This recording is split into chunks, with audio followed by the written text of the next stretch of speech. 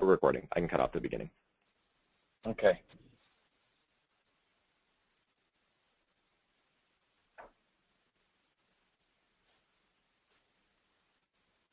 Ready to go? Yep, go for it. Oh, okay, sorry. Hi there. Good morning. My name is Varnan, and I'd like to welcome everyone to this webinar on the Minnesota Campus Food Recovery Challenge. I'd especially like to thank you, all you students, for taking time out of your busy schedule to learn more about this challenge. But before going on, I'd like to introduce to you my other co-presenters, James and Matt. Hi, I'm James. I work with Food Recovery Network, and I am a new chapter coordinator. And I'm Matt, and I'm the Expansion and Partnerships Manager at the Campus Kitchens Project. Thanks, guys. So before going into the details of the challenge, which I know everyone's really excited to hear about, I just want to take a few minutes to talk about Hunger-Free Minnesota and even give you guys some background information on Prepared Food Rescue. Next slide, please. Oh, man, right. That's where I'm already. It's the other way around. All right, to start off, I'll give a little bit of information about food waste in general in America, and then we can delve into Minnesota-specific information. But just so you know what the purpose of doing this challenge is, up to 40% of all food created in America goes to waste between the time that it's grown and packaged and transported and then prepared. And our goal is to reduce that amount. And food is America's #1 waste in the waste stream, and up to 70 billion pounds of foods are wasted every single year. That is something that we want to try our best to reduce because 97% of that goes to landfills and only 3% is donated or composted. And the reason that it's terrible to throw food in a landfill is because when it decomposes and is broken down, that creates methane, which is a greenhouse gas and contributes to global warming. And it's definitely not necessary to have that much food being thrown away. And also to consider the amount of resources that are used to create that food that is then thrown away is also a shame. And on top of that, on the next slide, we also have a large number of people in the United States that are going hungry and are food insecure. So 1 in 6 people across the U.S. are hungry, and 1 in 5 children also go hungry. So it's important to think about what to do with that food in ways that can solve the problem of hunger in addition to solving the problem of food waste. According to the food recovery hierarchy here, produced by the EPA, the most important thing is to reduce the amount of waste in the first place. But if you're not able to do that, the second best thing to do is to feed people with that food. So that's what we're trying to do here with the Campus Food Recovery Challenge, is to feed people rather than letting that food go to the landfill, which, as you can see, is the very last step of food waste. So I think Glenn has a little bit more information now about Minnesota hunger. Thanks, James. Before going into the information about food waste in Minnesota, I just want to spend a few minutes talking about Hunger-Free Minnesota. Hunger-Free Minnesota is actually a time-limited campaign, and we are an organization working in partnership to close the 100 million missing meal gap in Minnesota. So we are a coalition of hunger relief organizations such as Second Harvest Heartland, which I'm sure you've heard of, United Way. We also work very closely with other associations and foundations and major Minnesota-based corporations such as General Mills, United Health Group, and Cargill. Our goal as an organization is to add a combined of 16 million new meals to the hunger relief system. And what we do to achieve that is we fund innovative strategies in the emergency food system capacity. We work in sourcing nutritious food options, we create awareness, and we also utilize federal nutrition programs and child hunger strategies for our food secure populations. Next slide, please.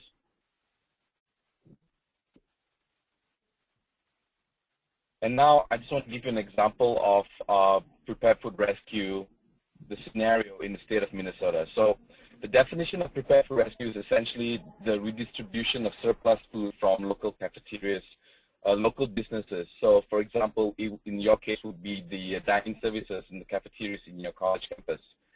So there's a lot of surplus food created in those situations, and what we try to do is capture them, recover them, and donate them to the local food shelves or even meal programs. So as you can see in the bottom slide there, the bottom chart there, Minnesota, on an annual basis, we produce, for the lack of a better word, 520,000 tons of food waste annually.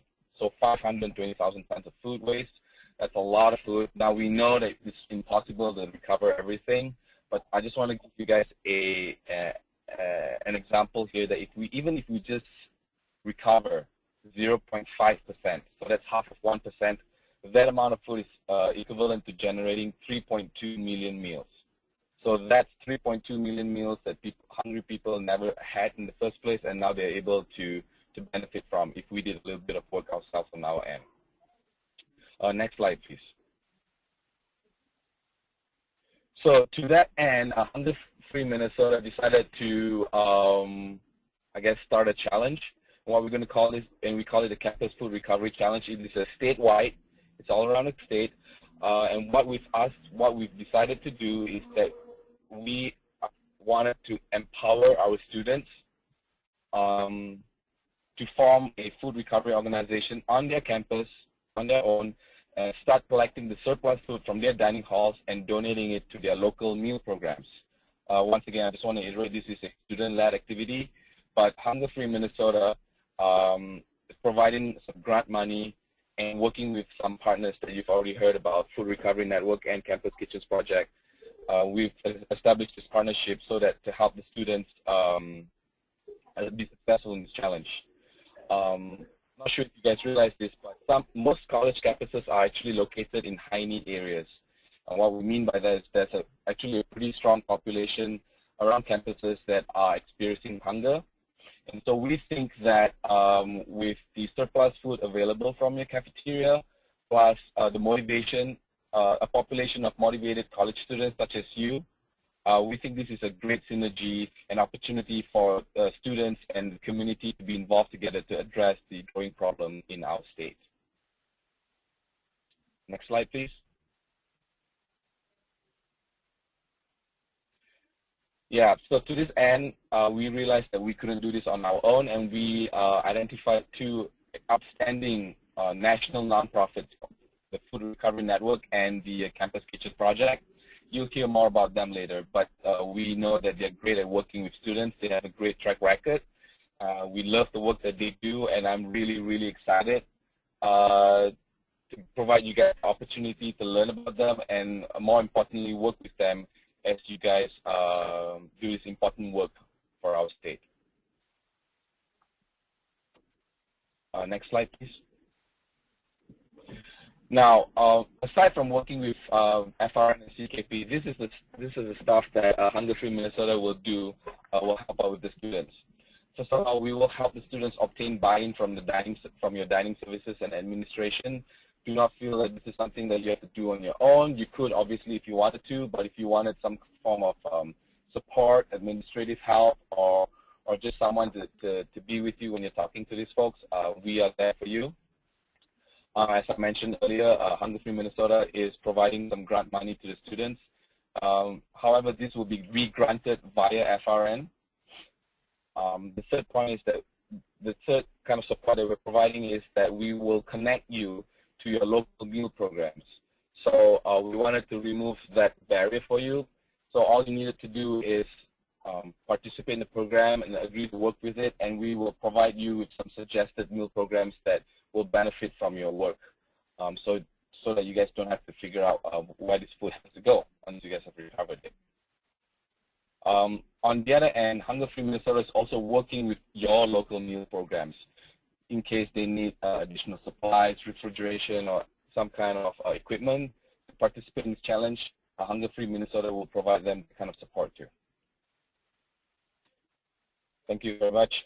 Next slide, please.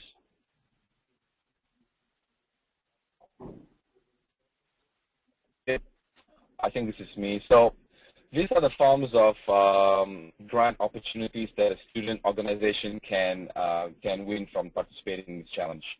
So the first incentive is that once a student has formed a food recovery network chapter on campus, the student organization will get $500.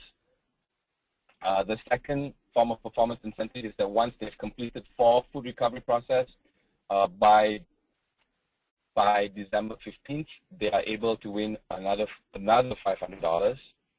And the last piece, and I think this is pretty cool, is that if you post a video on Facebook showcasing your effort and showcasing the work that you do, how it benefits you, how it's benefited your community, and maybe even your college, you will also win an additional $500. So pretty good opportunity for students to win grant money. We realize that this opportunity, the grant money is to use to help you start up your organization, keep it sustaining, and maybe even expand in the following years. We do have another interesting opportunity for students to win a lot more money. As you can see, $5,000. But I will let Matt from CKP talk about that towards the end of the presentation. Next slide, please. All right, at this time, I'm James, and I'll give a basic overview of Food Recovery Network. I'll start a little bit with the history of the organization, and then I'll move into the process of how to form a chapter. So Food Recovery Network was started by students at University of Maryland in 2011. Basically, they saw food that was being thrown away in their cafeterias, and they also saw there are people in their local communities going hungry. So they decided to do something, and they stepped in and began recovering the food. They were very successful that first year and decided to reach out to some of their friends at other organizations, colleges across the country. And they, by completely being student volunteer-led, started other chapters.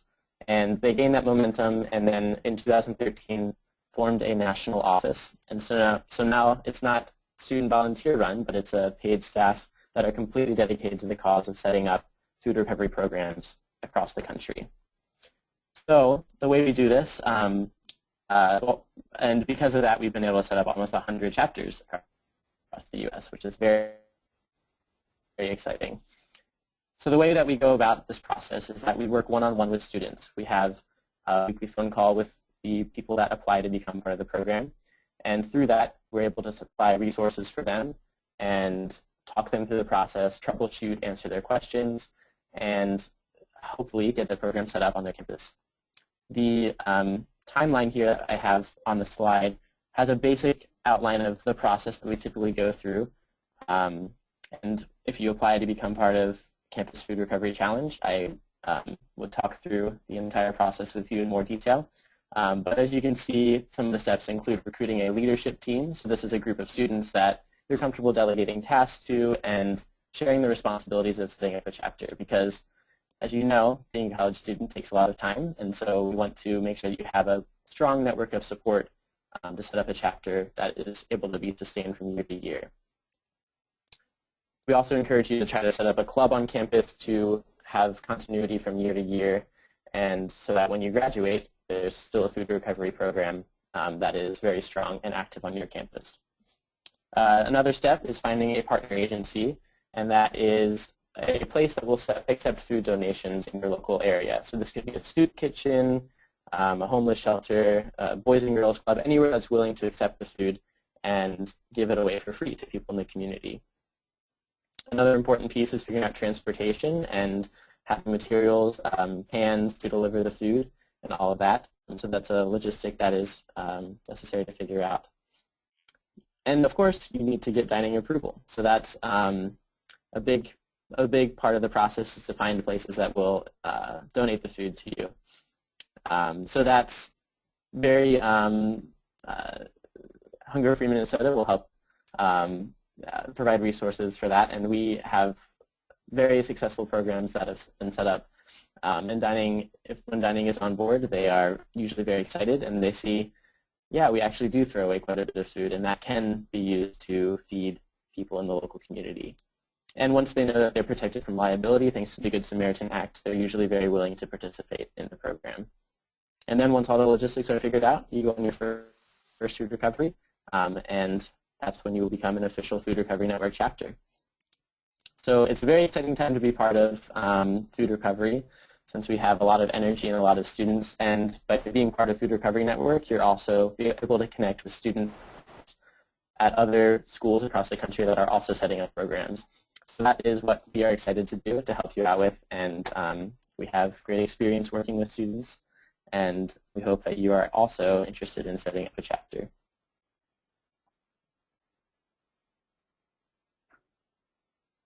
Great, thanks, James. Now this is Matt, and with Campus Kitchens, and I just want to take just a little bit of time to talk a bit more about the opportunities that are available through the Campus Kitchens project along with this challenge. So to first give you just a quick background about the Campus Kitchens project, we were founded in 2001, and now all across the country on now 40 high school and college campuses, students, very similarly to Food Recovery Network, are recovering food that would otherwise have gone to waste, both from their campus kitchen, other campus dining halls, also from catering companies, other vendors on campus, as well as from local community restaurants, grocery stores, farms, and even farmers markets.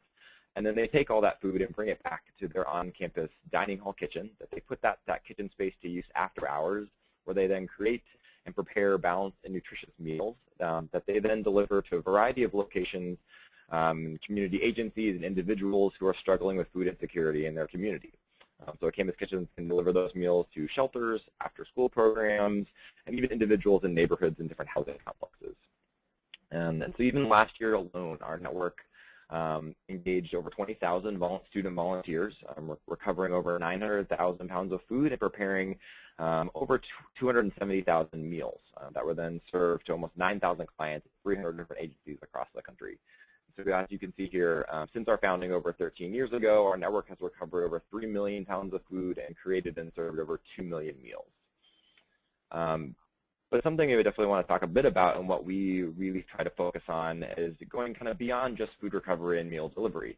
So with the Campus Kitchens project, we also want to help incorporate more community-based programs that we call, what we call going beyond the meal. So we always say that you're never really going to feed your way out of hunger, and that food really isn't the only answer to this problem. So with the Campus Kitchens project, we're encouraging all of our students to think about using their food as a tool to enter into really deeper relationships with the clients that they're serving, because clearly there's underlying root causes of hunger that may have nothing to do with being hungry, but need to be addressed along with meeting the immediate needs with the food and meals that are being served.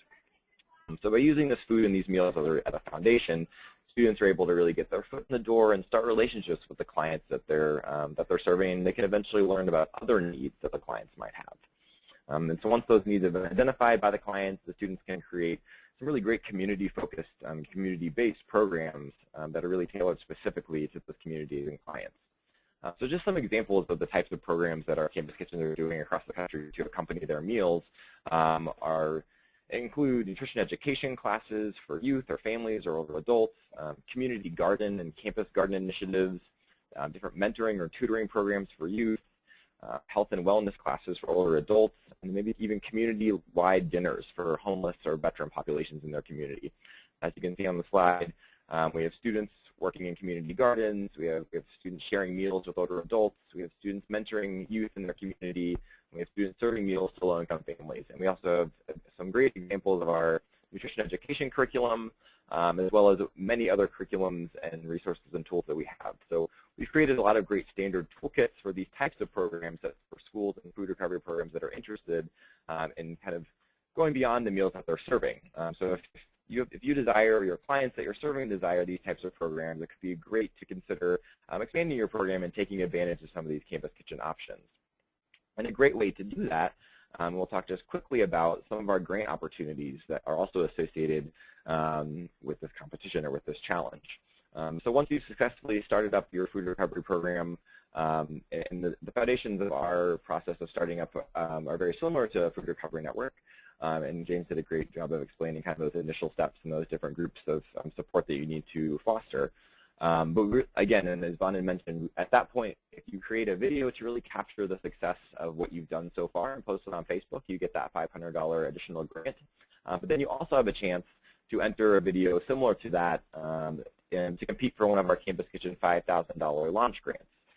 So we can assist you in creating or updating, really making a compelling video that highlights both the need in your community, but also how your program is going to address both food waste and food insecurity in your community. And so these videos typically consist of documenting your food recovery and delivery, interviewing student leaders, staff, faculty, and community members that are involved in the project thus far, and just highlighting the need and how your program is really going to meet that need. So these videos are really great ways to promote your program on campus and also in the community. So when you complete your video, you'll be able to submit it to our upcoming launch grant video competition, which is sponsored by Sodexo Foundation, which is coming up in March 2015. And so to qualify for that competition, not only will you submit your video, but you also must have your school's administration sign our contract. And so the Campus Kitchens Project can help and work with you to navigate that process of working with administration and getting this signed really easily and quickly. And then after you've qualified through that process, all the schools that have qualified will compete for multiple $5,000 grants that are there to really sustain and help grow your program through the Campus Kitchens Project. So if you're interested in learning more as you are growing your program through this challenge, if you'd like to qualify for the upcoming March launch grant video competition, you can just go to our website and look under our grant opportunities. But schools will need to qualify by February 1st to be eligible. So it's another awesome opportunity you can take through this challenge. And I'm going to then hand over to Vaughn and talk a little bit more.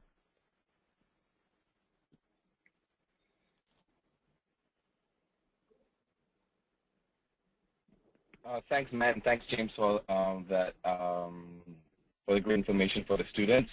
I understand this was a lot for someone to possibly take it in this short space of time. So great thing is that we have a website for you to go and learn more about the challenge. As you can see, the link is there on the slide here, and the website will also have a link to this webinar that you will be able to find under the details. Under the Resource Center. So I hope that you guys enjoy what you heard and are fully inspired to participate in this challenge. There's a lot of great work that can be done. What we need are the students who are truly motivated and excited for this, and I think we have that in you. As we talked about, please visit the website. There is a section there where you sign up to participate in the challenge. And once you sign up, your information will be forwarded to James over at FRN, and he's a great guy, and he will walk you step by step through the whole process of setting up your chapter and recovering the food. And then once you're ready to work on your videos, you can contact Matt, and he will help you with that process too. So I think this is going to be a great opportunity for everyone, and I look forward to hearing from you. Thank you very much.